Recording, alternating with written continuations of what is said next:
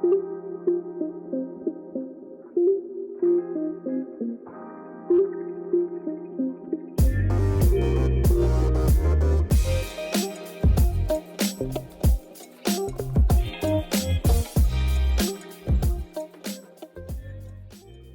you've made it to the podcast Recovery Captured, hosted by me, Shannon Louise, a certified recovery coach and self-verified addict. Join me on my journey through my recovery from mind-altering substances, eating disorders, depression, and much, much more. During this podcast, you'll hear my personal experience, thoughts, and opinions, as well as my guests' stories through their own recovery. I hope that you're able to take something away from this podcast and use it as a tool to help you see that your story is picture perfect.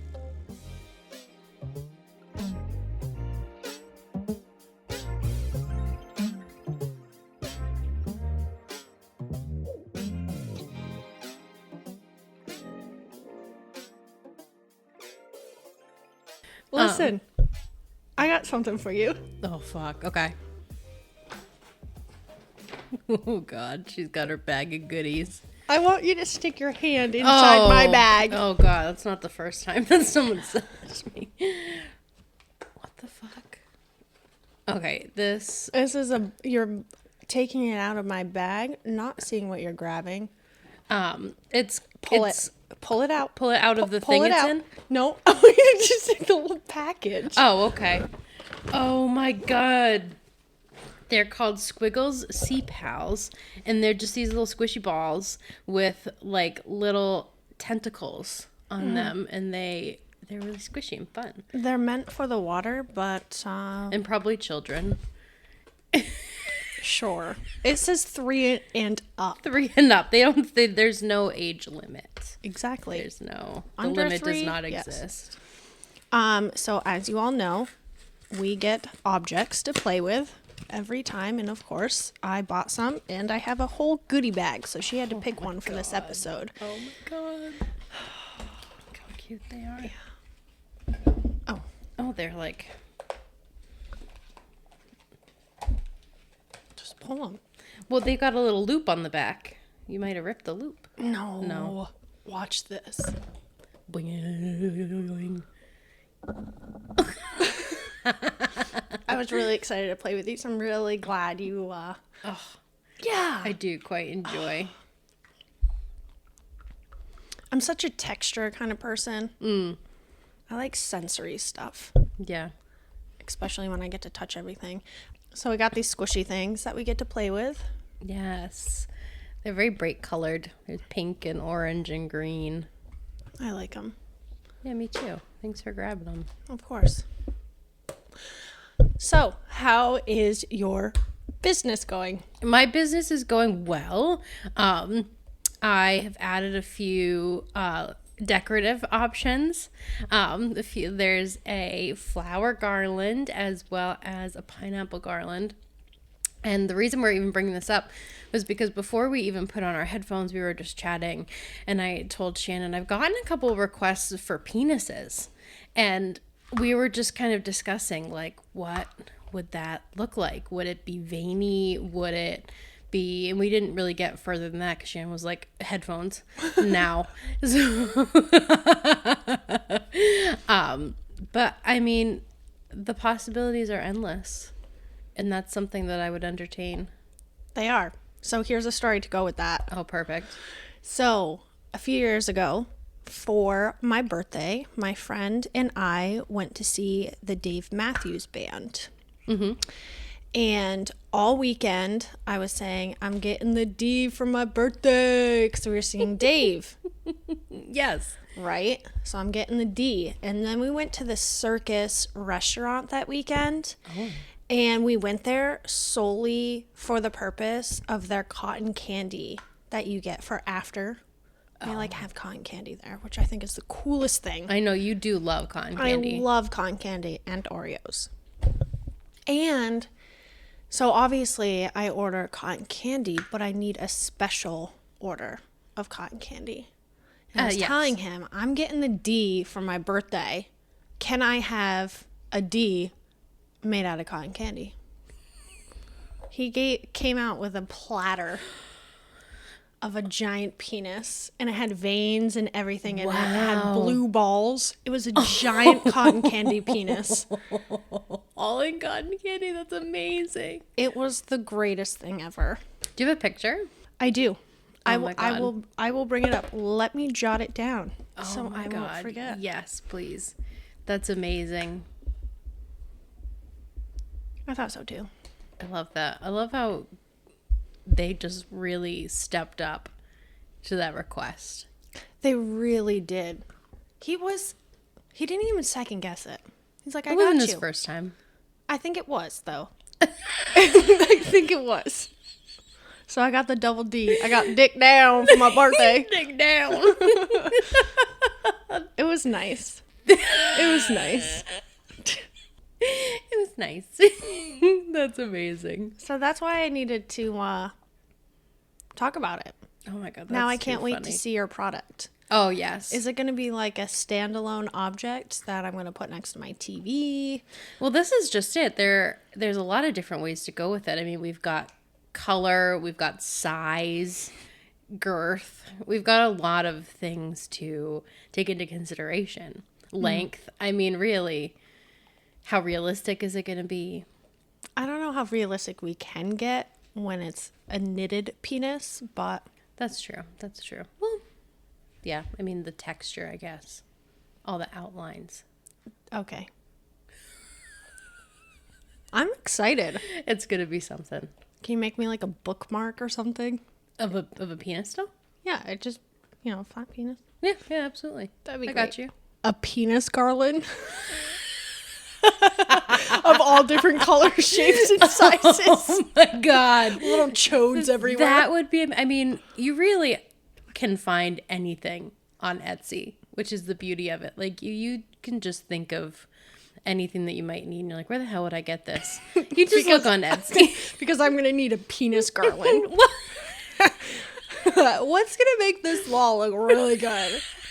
For like a bachelorette party or something. Or, Yeah, I would keep it up year round. yeah, I mean, It's like my Christmas lights. it's a handmade piece of art. You should put like a weight in the bottom of it so it sits up and it's just like this decorative penis. It's like statue. Yeah. Yeah.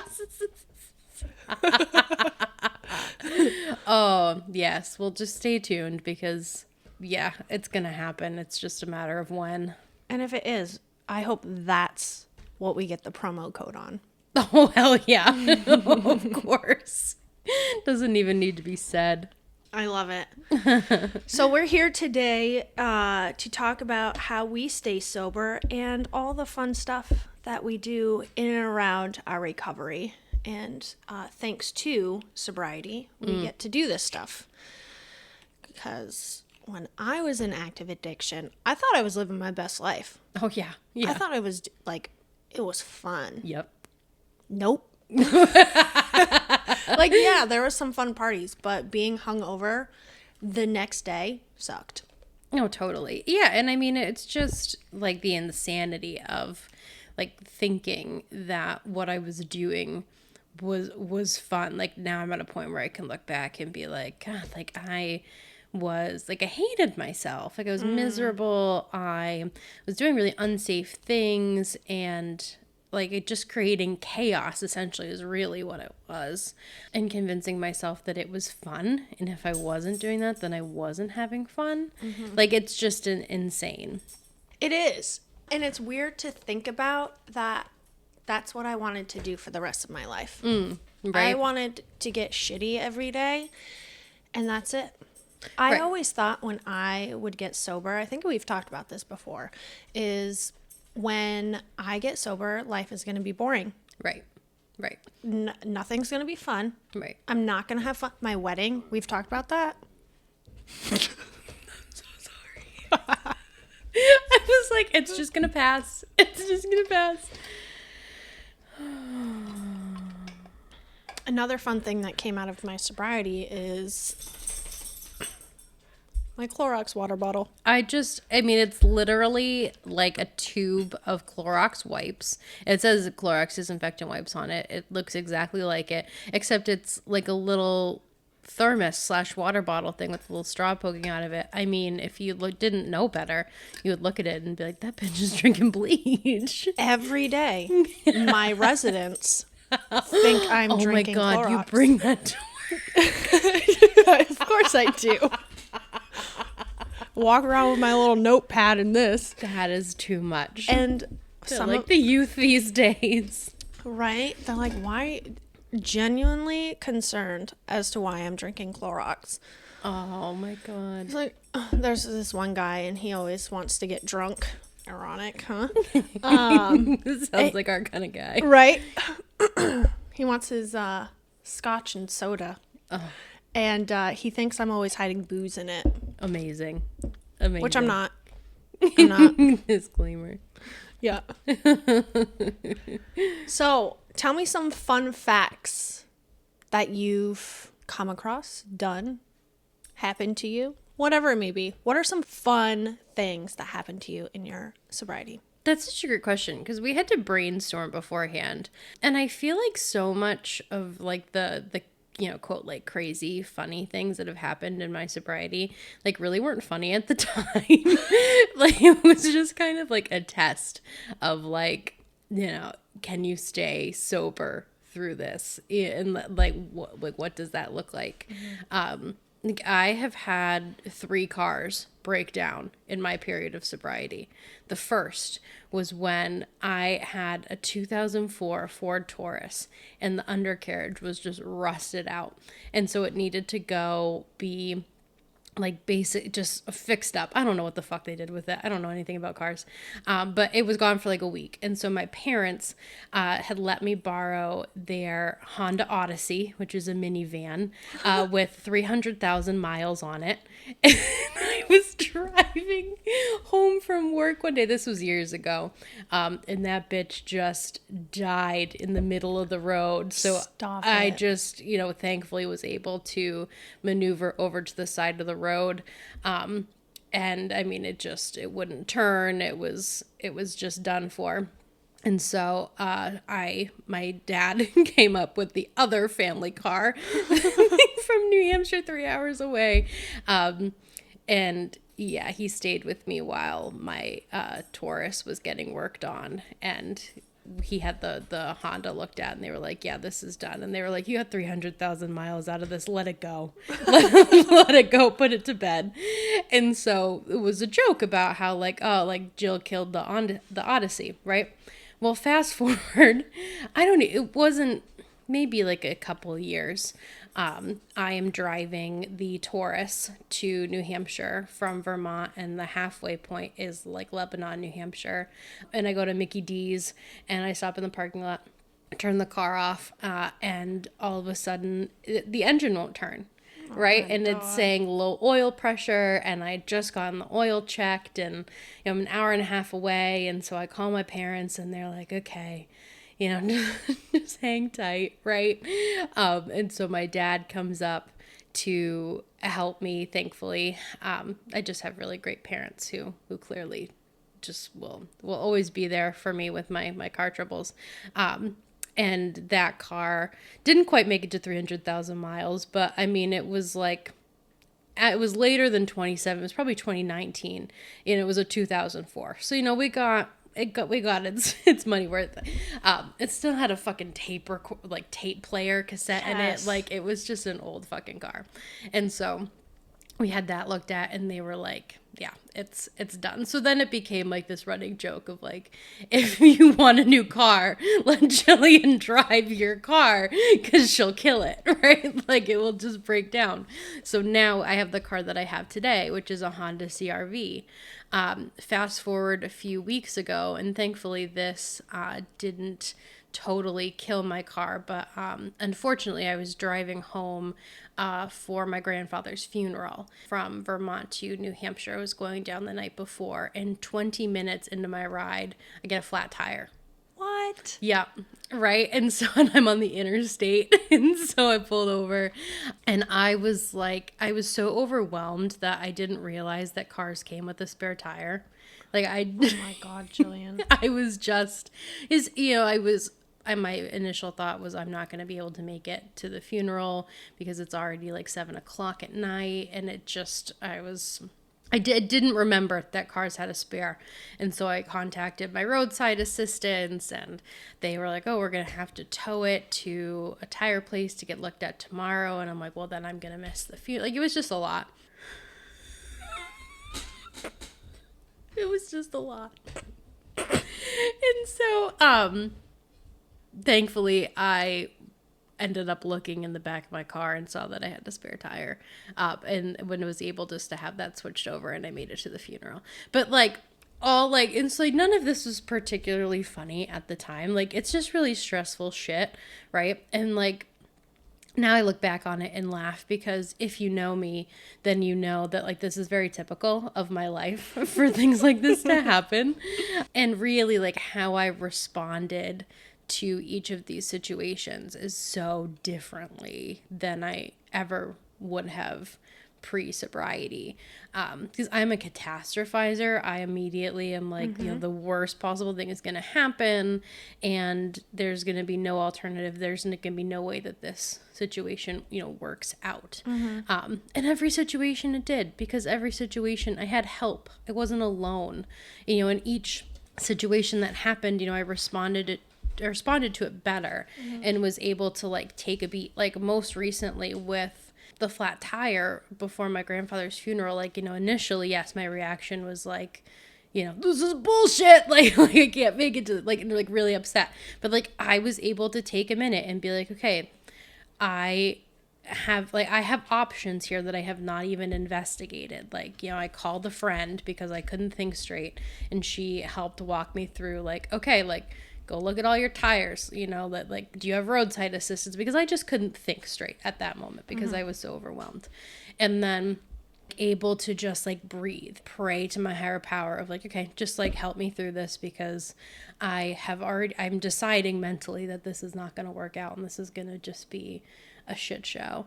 But then, like, lo and behold, like, things worked out. Like, I had the spare, and the roadside assistance was able to cancel the tow and just change my tire, and I got home and I got to go to the funeral. Like, everything worked out, right? And like, I was able to just calm myself down, like, take a beat, and recognize that, like, things just have a way of working out. Like, the world is not ending in this moment, even though it feels like it, even though I'm really overwhelmed and stressed out.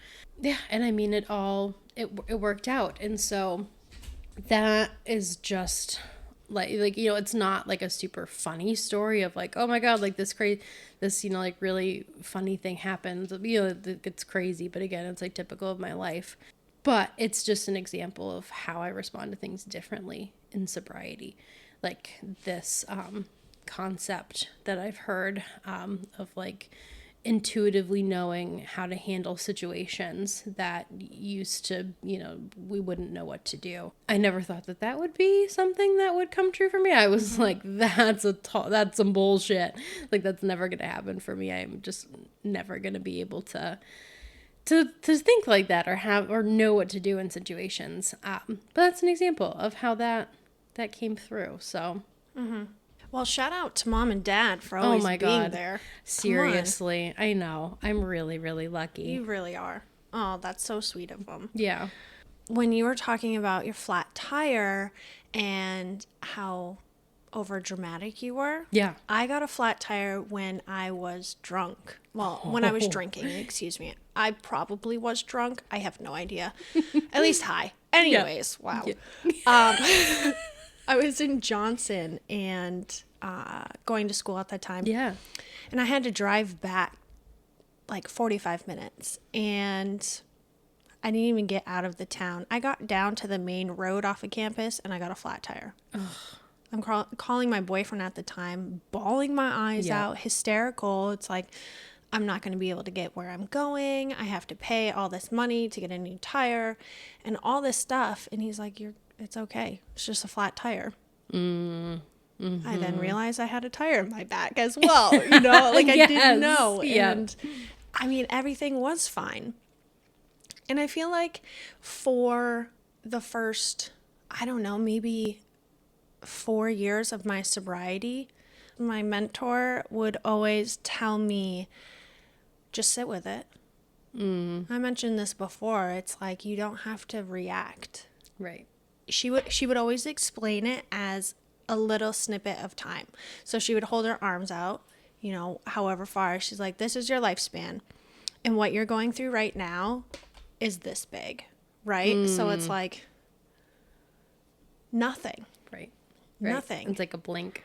It is. And I'm wasting all this time and energy and worrying that everything is just falling apart at my fingertips. And in all reality, it's just, like you said, a blink of time and everything will be fine. And they always say, like, everything happens for a reason, or everything also, it all works out, you know? And when you're in the heat of the moment, you don't always see it that way. But now, and I swear it was like 4 years in my sobriety, maybe even longer, that I finally like caught my cool. Okay, it's gonna fucking happen. Right. Get this. Yesterday I was with my nephews, and one of them is 3, and we're sitting there eating lunch, and he starts drinking out of his ketchup container. Oh. And it's like, if that happened to me when I was like taking care of him when I was in active addiction or something like that, I would have flipped shit. You have ketchup on your hands, let's go watch. Like, I could not keep my cool. And yesterday, I couldn't stop laughing. I was in tears because I thought it was hilarious. I kind of let things roll off my back. Right. It sounds, like a lot of acceptance. I love it. Yeah. Acceptance. What a concept, right? We never got that before. No. At least I didn't. No, oh no. No, me neither. I actually feel like for the longest time, I never knew what acceptance was. No. Right. Me neither. I spent so long, I feel like that sounds a little, I haven't been alive that long, but I've spent the majority of my life feeling like, and I don't know that I really had this as a conscious thought, but this is definitely what it was, that if I wasn't worrying enough about something, I wasn't like communicating to the universe how much I needed it to happen a certain way. That was... Like, I thought that my anxiety and worry was functional in that sense of like, if I'm not worrying about this, then that means that I don't care about how it's going to turn out. But I do. And how can I just let go of what's going to happen? Like, it was something I was not capable of whatsoever. I also feel like it has something to do with our need to control. Right. Control is such a huge concept. Right. And I need to, even now, I still need to control situations just so I know what the outcome's going to be. Right. You know what I mean? Right. If I am able to control this, A, B, and C won't happen. Right. Right. But that's not true. I can't control everything to do with my car or whatever. I'm going to get a freaking flat tire no matter what. Right. But then I think learning about acceptance and what that really means and incorporating it into your life will make that whole transition from crazy and sane to calm, cool, and collected. Right. That's so true. I was talking to a very good friend of mine the other day about how like control in my life today kind of looks like it can be like disguised as like a good intention of like, oh, I'll like the example that she had used was she was going camping with someone and she was like, I'll take care of all of the food aspects, right? And she was like, I'm doing that though so I can be in control of the like everything about the food, so that way like I know it all is going to be done the way I want it to. But you can disguise it as this like, oh, I'm going to take care of it all so you don't have to worry. And, it feels, like doing this deed to be of service. While I think in some ways it also is just another way to hang on to control. And I definitely act like that in my sobriety today, where I think that I am relinquishing control entirely, but then because it's just wrapped up in like a good intention. I mean, if we ever went camping, I don't like camping, so I won't go unless I'm in an inflatable, bouncy house. Right. Other We're the than same kind of camper. Yeah. Right, exactly. But if we ever did go, Yeah. I would make you in charge of the food. I want you to know that.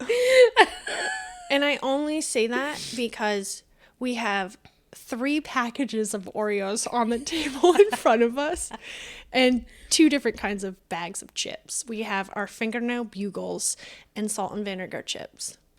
Yes. Yes. And we have more food waiting in the wings. We got some peebs. For some peebs and J's, for our the fuck is it called? Intermission. Oh, okay. I was like, lunch? Lunch, dumbass. Like our intermission between episodes. And we got Sour Patch Kids for dessert. Yeah, I mean, we got keep all the it bases healthy. covered. We do. But I mean, to be fair, we have 2 very different diets. Yes. Yeah, I am very picky, and Shannon is very vegan. And Can we elaborate a little bit more on that? What do I like to eat that I made you try for the first time in your sobriety? oh my gosh, Shannon, I think you're referring to the sushi, correct? I sure am. Oh my God. This brings us right back to our topic. We had these Friday nights where we would go to this fellowship meeting, and then afterwards a group of women would go out to dinner every night, and it was just for me it was the highlight of my week going out and doing this. And so one night we went out to this sushi restaurant, and I was like, I'll find something, I was just excited to go and be with people, and everyone was like, no, you're gonna try sushi. You gotta understand this. I mean, that's like telling me to eat like cow balls. That's like the level it's on for me. I'm like, I like plain cheese pizza. I like plain, I eat my burgers with a burger and a bun, no cheese, nothing on it. Like sushi is. It's just foreign. It's just super foreign, right? And so I was like, and the woman who was like the ringleader of it, I love her dearly, but she intimidated the hell out of me. Everyone. And so I was She's such a badass. She really is. But there's no way I was going to say no to her, right? You can't. You can't. It's not an option. And so, it wasn't like she was like, oh, try, this like sushi roll that's like mostly rice and vegetables. Try a California roll. Right. No, I'm going to slab a giant piece of raw fish on top. I don't even know what it's called. She would take the I don't know anything about sushi, but I know that there are the rolls, and then there are like the slabs of rice with the raw fish on top. She made me eat those, but she took the fish off without the rice. You ate just the fish? She would get me. She's like, here, try this. And I mean, it was hilarious. Like everyone was like, oh my God, is she gonna do it? Right? Because I didn't like any of it, but I tried it all, which is so not me. Like I ordered the same thing at every restaurant I go to. Like I am a 7-year-old trapped in a 25-year-old's body eternally, which is a whole other thing. But yeah, that was pretty amazing. It just ended up being this really fun night where I was like totally out of my comfort zone, but enjoying it at the same time. Not enjoying what I was eating, but like enjoying having fun with people who were like, just try it. Like, you don't need to like it, just try it. You don't need to finish it. Just take a bite. And there were so many things. I don't even remember all of them, but because it was not just like, here, try these 2 pieces. It was like, try this. And the fish eggs. Oh, yes. The bubbles in your mouth. Huh? I don't even like that stuff. I know. And I mean, again, like I just was like, I can't say no. Well, I feel like trying new things in sobriety is the thing to do because we were set in our ways. Right. When we were in active addiction, at least I was, I, for one, knew everything. Right. I fucking know I'm not gonna like a slab of raw fish on top of my rice. Like, how? No. Right, Like, right. you don't know until you know, right? But trying new things in recovery just sets a whole different mindset for yourself. So for me, I think we talked about this with the dating. People would ask you what you like to do. Yes. I'm like, I don't know. I like to figure skate and I like to do drugs. Neither of them I do anymore. So Right. I like to pet my dog. Right. It's what I like. Yep. Yep. So I made this doable bucket list. Everything, like, I haven't tried any of it, so I'm trying something new. I'm doing something that I think might be fun or stuff I might be afraid of, but it's just this list that is manageable, that I can pay for, that I have time for, right? Because a giant bucket list is like extravagant and I don't have time and I obviously don't have money to do any of that. So I made this doable bucket list and oh my gosh, I found out so many things I like and do not like, which is awesome. Just like you with your sushi. You did it and you found out you didn't like it. But I did horseback riding. Yes. Horseback riding for me is terrifying. Absolutely terrifying. Just the animal is giant. It can buck me off. It can pitter patter on me with its little hooves. Whatever it wants to do. I'm terrified of it. But I did it. And I'm actually really allergic to them. Just like the cranberries that you wanted me to drink but not eat. She's totally taking it out of context. I was concerned for her well-being. I was trying to pick a beverage that wasn't carbonated, and I wanted to make sure that just being in the vicinity of cranberries wasn't going to be an issue. And so I asked her, I was like, can you just not drink them? And she was like, well, no, I can't eat them either. And I was like, okay, good. That's all I needed to know. And she was like, excuse me, what? Are you planning on poisoning me? I was like, no, I skipped a step in my rationale. Totally left her out of it. Anyway. So that just happened before. And it was just hilarious. We were in stitches. But yeah, so I'm highly allergic to horses. But I still did it. I pumped myself with, Benadryl and enjoyed it. Would I do it again? Probably not. Yeah. I don't know. I just don't. I would like to try something else before I try that, right? Yeah. I went skydiving. That is so badass. It was. I have a lot of friends, actually, two of like really close friends. That's like their hobby. They have so like cool. thousands of jumps underneath them. I'm like, I went skydiving once. I'm a badass. And these people are like instructors and stuff. I did it. I loved it. Yeah. It was terrifying. I probably wouldn't do it again. That was going to be my question, would you do it again? I probably wouldn't. Yeah. Freely falling out of an open plane was intimidating. Just To like say our the friend least. that aggressively forced you into eating raw fish. Just like that. And it's expensive. But that's all right. Yeah. Would you do it? That is such a great question. I think about that actually more often than you might think because I watch this reality TV show. I've been binging it lately where that's something that they've done a few times. My immediate reaction is no. Mm-hmm. But it's not like a hard no. What is a hard no? I can only think of inappropriate things. I'll tell you mine. A hard no Yeah. is bungee jumping. Oh, that's a hard no. I would never bungee jump. I just imagine the cord around my neck. Okay, now I do. I totally thought that's what you were gonna say. No. What's it for you? I feel that I am tall enough.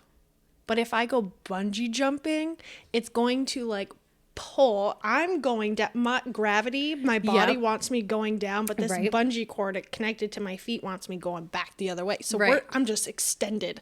I am Mr. Elastic. Like my body wants to pull me apart, right? Yeah. Which I then in turn associate with me being taller and like gimpy looking. Oh my gosh. Anyway, it's just the pulling which scares the me. snap, the tension. That makes sense. And just falling. That I don't like heights. I don't like heights.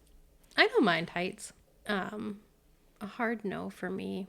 That is such a good question because I know as soon as we change the subject, and I'll be like, oh, there's this and there's that. Well, let's change the topic so you can tell me stuff. That sounds great. Some other stuff that I did on my doable bucket list was start a podcast. Hell yeah. I still can't believe that. Can't Me believe too. we're on the fucking Spotify and YouTube and all these things. Someday we'll be famous. I promise. Maybe when we're dead, but we'll be famous. Maybe when we're dead. I'd almost prefer that. Yeah, I talked about it before. I traveled to Thailand. That was one of my biggest dreams, is to travel, which I still hope to do more of. Oh, yeah. I learned how to play the guitar. I took my personal lessons as well as I took a class in college. That was really hard. I remember that. Yeah, I wish I could continue doing it, but I don't have the hand-eye coordination for it. But I loved trying it. Mm-hmm. Hip-hop dancing. Oh my gosh, yes. I remember when you danced. Yep, I did hip-hop dancing, adult hip-hop, beginner dancing. That's so I got cool. high tops that I still wear.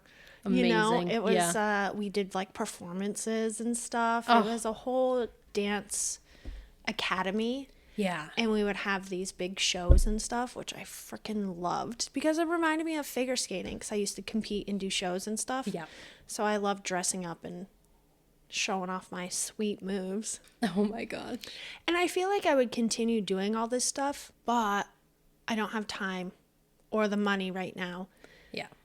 And then I want to try other things. So like I would do it, but I want to be able to experience something else before I get back into that. That makes sense. You know? Yeah. I learned how to snowboard. Yes. Oh my gosh. I remember going with you to get your like helmet and Oh yeah. yes. Yes. I forgot that was you. Oh yeah. Oh, it's so hard. I didn't know what to pick, and I wear glasses full Oh time. yeah, and your so goggles. Yes. I couldn't figure out what to do. I'm, trying them all on. What looks good, because obviously that's number one priority. Oh yeah. Fuck the protection. We gotta look good. Totally. Yeah, I did that for a few seasons. Do you still do that? I didn't do it this year. Last year I did in the previous year because I was a student. Oh, okay. So yeah. And I got a awesome discount. Yeah. And I had some great people to go with, and I didn't want to pay that much. I don't blame you. Pretty sure you guys can tell by now I'm very cheap. Frugal. Thank you. A frugal bugle. I know. Oh, I know. We have bugles. Fucking bugles. I don't know if you noticed on the package, it literally says America's #1 finger hat. Because this is something we've talked about extensively. I'm not sure if it's been on the podcast or not. I'm not sure yet. We've talked about a lot, and we've deleted a lot, and we've recapped a lot. I'm not sure. I'm not sure either, but we just really like to put the bugles on your fingers. I think of them as nails. In America thinks of them as hats. I think of them as nails. They're delicious. They are. I ate a whole bag of bugle once. Oh, it's easy to do. I think eating any kind of chip is easy to do. Yeah, I would say so. I eat Oreos by the sleeve.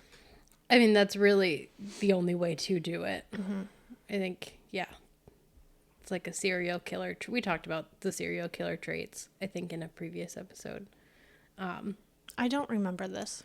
Oh, well, it's this kind of joke of like, what's something about you that if you ended up being a serial killer, people would be like, oh, like when we found that out, we should have known. Anybody who can eat like one Oreo and not by the sleeve, if they end up being like a Jeffrey Dahmer, have been like, that should have been our clue. It's like someone who does their laundry all in one day. Wash, dry, fold, put away. No. I got my eye on you if you can do that. Yeah, I want to know your ways. Well, yes. One, I'm going to pick up your techniques, and two, you probably will murder me in my sleep. Probably. So maybe we should just make sure my laundry's done before you do it. Right, to be a solid. Listen, if you could make a doable bucket list, what would you do? Oh my gosh, what a great question. I sometimes I listen to music that's like kind of rock music or alternative, and I like, we'll hear the guitar and I'll like imagine myself playing the guitar. Do you ever do that? All the time. Yeah. I'm like, oh my God, it would be so badass to be in a band, like rocking out. And so I think I get hung up on like time and cost and my inability to be perfect at something the first time I try it. Perfectionism. Yeah, that always gets me. And so I love how I dropped that and that car alarm goes off. But yeah, my doable bucket list would look, I think it would be pretty badass to learn the guitar. Let's back up. Okay, there we go. Yeah. I was like, are we trying to get into a band? Oh like my God, that would be deal? Or are we learning how to play guitar? Oh my, well, I got to start with the guitar because I tend to think big. I'm like, I'm going to become a rock star and travel the world, right? Like, well, you got to learn your ABCs first. Do you though? Maybe not, but. So are we talking about acoustic or electric? Ooh, electric. Yeah, rock out. I learned, I took classes when I was a freshman in high school. I got a used guitar and a used amp and stuff. And I took lessons for a little bit, but I wanted to wear fake nails, so I stopped. I had someone in my guitar class, and he wore fake nails, and he would take off one hand, but leave the other one. That's amazing. Creative, very creative. I know. I feel like such a pussy being like, I wanted to wear fake nails. Oh.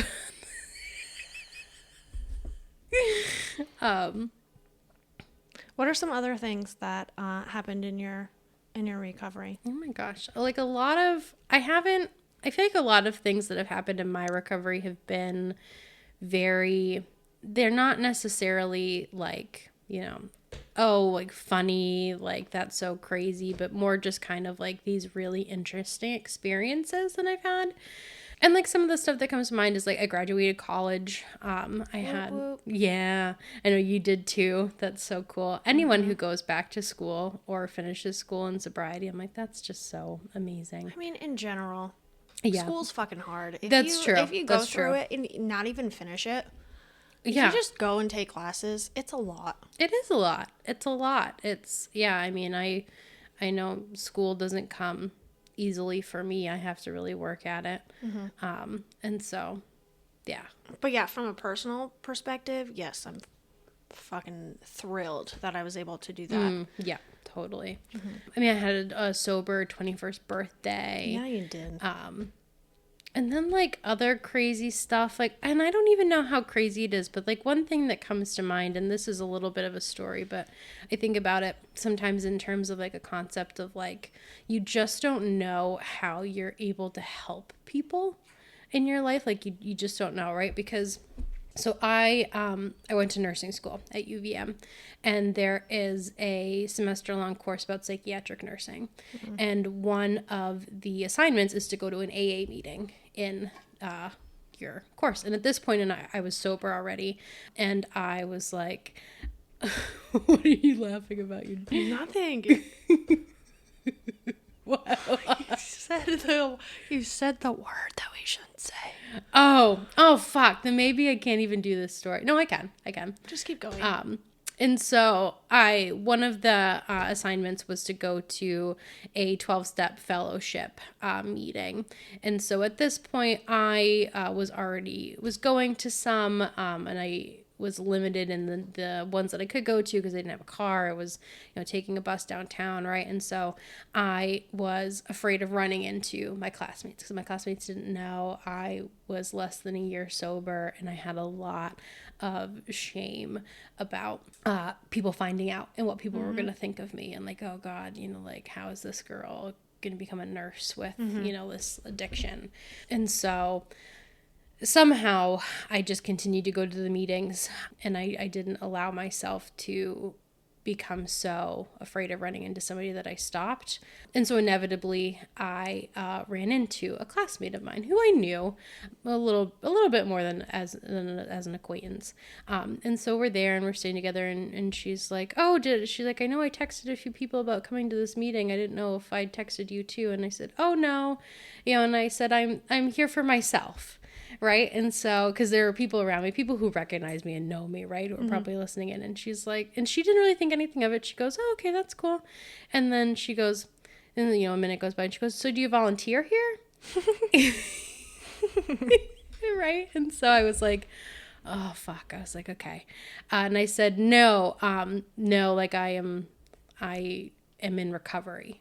And she was like, oh, right. And she's like, that's cool, right? And so it was awkward, and I was like, this is brutal, right? Because I mean, it was going to come to a point where, in the meeting you introduce yourself, and so I wasn't going to be able to say, I'm Jillian, I'm here as a nursing student, because there were people there who knew me, and we're going to be like, what the fuck?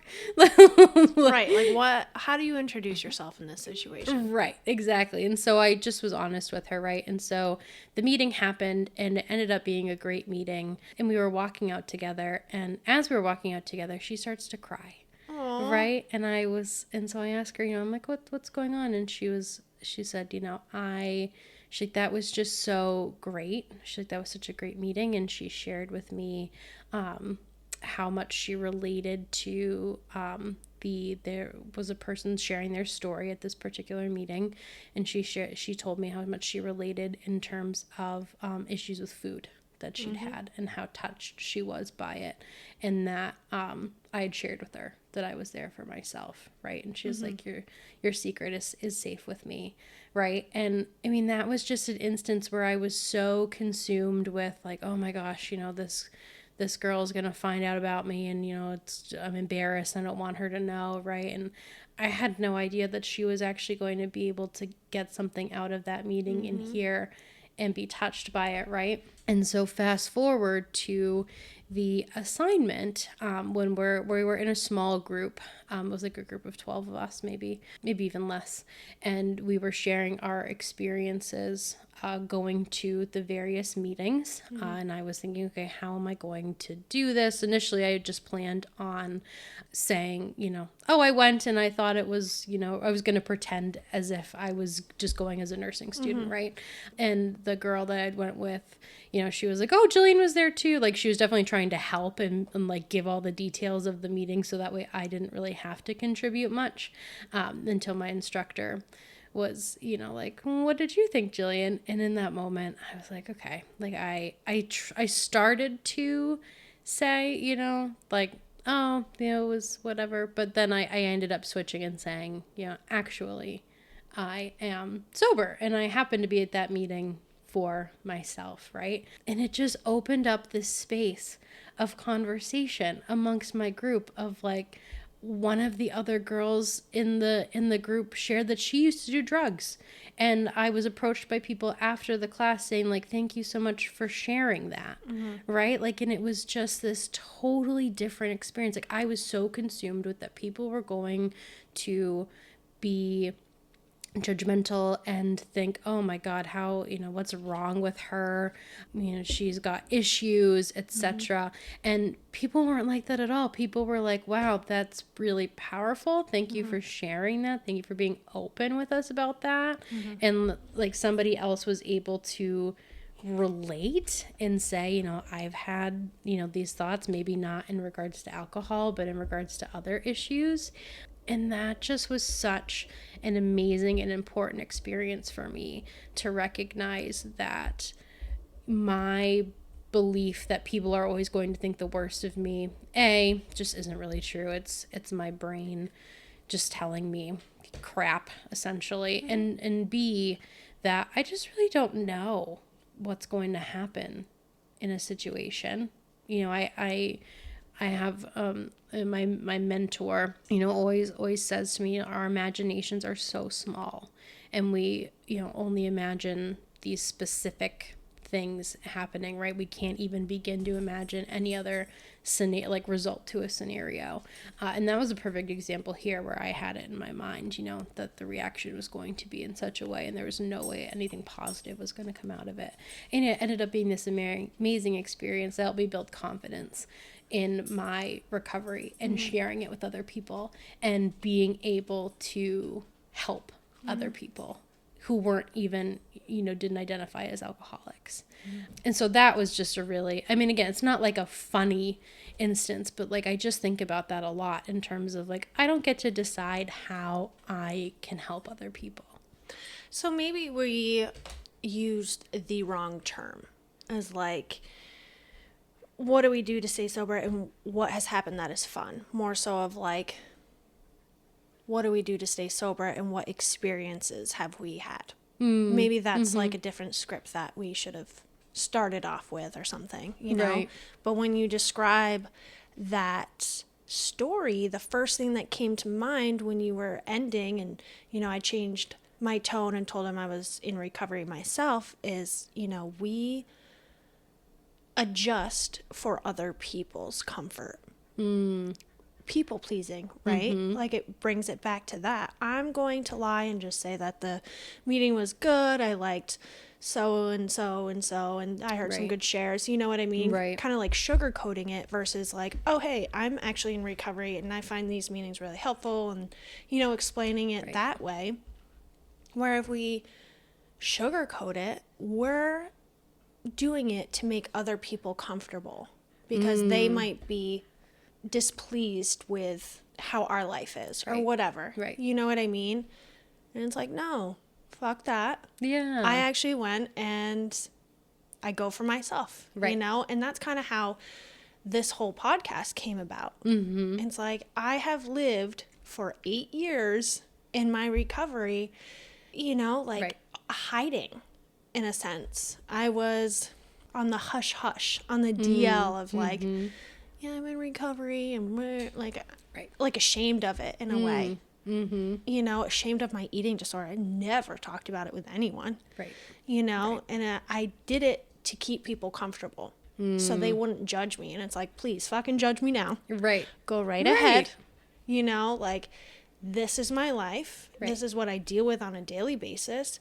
And me going through this and talking about it brings up other people. Just like that girl is like, oh wait, I have issues with food or whatever. And now other people can connect. Maybe not on the same level. But from it, maybe a different aspect. Or, hey, I don't deal with it, but I know that my sibling does. Or my significant other. And just making it more comfortable for everyone is allowing that topic to get spoken about, right? To get that message out of like, hey, we need to normalize all of this because society as a whole has shut down the whole idea. You're in recovery, you're junk. You know what I mean? You're a drug addict, you're a piece of shit type of deal. And it's like, no, wait, you have a disease. Yes, circumstances and choices triggered it or whatever it may be, and you're not a piece of shit. Right. And this too, like, I feel like combining, you know, people, it's amazing when people are in recovery and you can look at somebody and be like, you know, I can't ever imagine you being in addiction. You know, like they've come so far in their life where like if you never saw them in active addiction, you'd never be able to guess. And like being able to come to terms with the fact that like the two can exist where, you know, like some like I guess I'm thinking of it in terms of like it's so easy to look at someone in active addiction and the choices they're making and think, you know, God, what a piece of shit. And then you can also look at somebody else who's in recovery and who is, you know, so far away from that and think, you know, that they are not, but like the fact that that person who's in recovery was also that person in addiction, like that those two, you know, it was just they're at different points in their lives but they were still the same person. You know, like being able to combine those two and recognize that, you know, yes, somebody was making whatever choices or behaviors they were doing then, and then this is who they are now, but they're the same person, if that makes sense. Some people don't see it like that. Right. Some people don't see that this same person can be a person of destruction. Right. And, pain. Right. And now they're on the other side. Right. Doing some great stuff. Right. Whether it's, great stuff for your personal self or other people, right? Right. Yeah, a lot of people, there's a lot of judgment. We're not educated. No. At least for me, I was not educated. Right. On the idea of recovery and what that looks like. I never knew what rehab was before I got in recovery. I never knew other people aren't going to become alcoholics. Like when we were taught in school, you're going to drink, and if you drink to excess, you will die. Right. If you drink, you will become an alcoholic. Right. Like one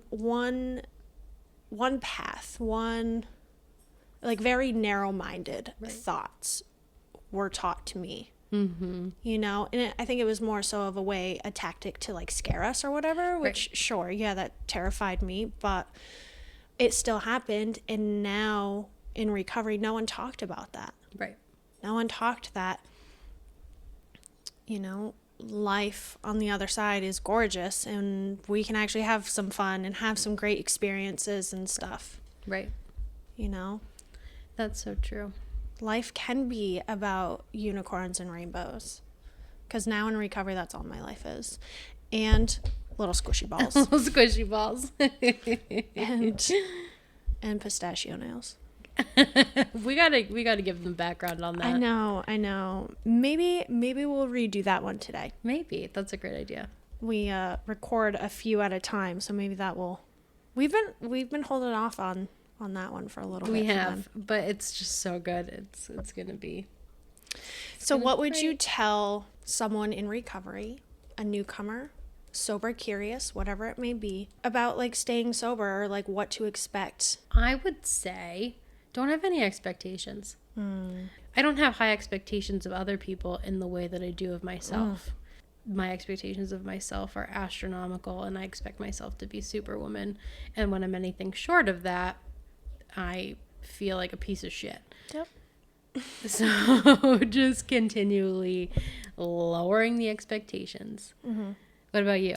Well, with the expectations, I always have heard when you set expectations, you are setting yourself up for failure. Oh, I love that. So just don't put the bar so high. Right. Life is too short to worry. Life is too short to, get hung up on stuff, especially when your nephew decides to drink his ketchup. Oh my God. Yeah. No need to get the panties in a bunch. Just take it easy and life will become much easier. Right. Getting sober is fun, or in recovery for anything, right? I use sobriety as like a very broad term within this podcast because I'm in recovery for God knows how much other stuff. So use this language as like an umbrella for whatever you're in recovery for, right? And just know that you're not alone. Yes. I think that really helped me get through a lot of, turmoil, because our graph doesn't just go up. Right. There's ups and downs, right? And I think just reminding myself that I am not alone has really helped me get through a lot of stuff. That support of other people. Yeah. It's huge. Well, I think it's time to pull out some other toys, which means we need to end this podcast so we can start another one. Oh, hell yeah. All right, Jilly, thanks for chatting. Oh, of course. All right, bye. Bye.